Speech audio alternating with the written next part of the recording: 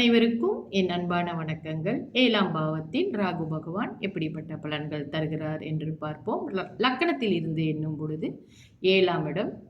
இந்த 7ஆம் இடம் என்பதே கலஸ்திர ஸ்தானம் என்று நம்ம சொல்லுவோம்.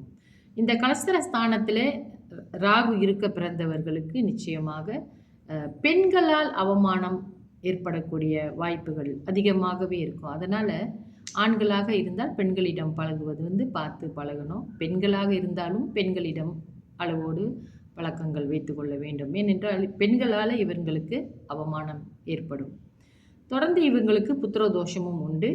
குடும்பத்தை மதிக்க மாட்டார்கள். குடும்ப வாழ்க்கைக்கு இவங்க அதை மீறி ஒரு வாழ்க்கை வாழக்கூடிய ஒரு மாதிரியான பழக்கங்களும் இவர்களுக்கு இருக்கும்.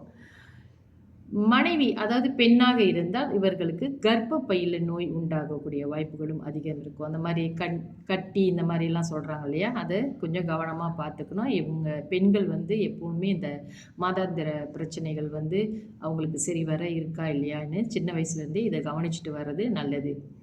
அதிகமாக சாப்பிடுவாங்க. இவங்களுக்கு இப்போ பொதுவாக எல்லாருக்குமே நீரிழிவு நோய், அதாவது இனிப்பு நீர் எல்லாருக்குமே இருக்குது. இருந்தாலுமே இந்த 7ஆம் பாவத்தில் ராகு இருக்கிற பிறந்தவர்களுக்கு மிக சுலபமாக அவர்களுக்கு அந்த இனிப்பு நீர் வரக்கூடிய வாய்ப்பு இருக்கிறதுனால சின்ன வயசுலேருந்து இந்த சாப்பாடு பழக்க வழக்கங்களை இந்த இனிப்பு சாப்பிட்ற முறையோ இல்லை வேறு இந்த இனிப்பு நீர் சம்மந்தப்பட்ட விஷயங்கள் எல்லாம் கொஞ்சம் கவனமாக இருக்கிறது மிகவும் நல்லது. ஏன்னா மிக எளிமையாக இவர்களுக்கு இது வரக்கூடிய வாய்ப்புகளும் உண்டு. மட்டும் இல்லாமல் இந்த பேய் பிசாசு, இந்த பில்லி சூனியம் இந்த மாதிரியான பாதிப்புகளும் இவர்களுக்கு ஏற்படும் என்று குறிப்பிடப்பட்டிருக்கிறது. ஆனாலும் அது எந்த ராசியில் அமர்ந்திருக்கிறார் என்று பார்க்க வேண்டும். ராகு அந்த தசாபுத்தி காலங்களிலே இவர்களுக்கு ஏதாவது இப்படிப்பட்ட பாதிப்புகள் ஏற்படலாம்.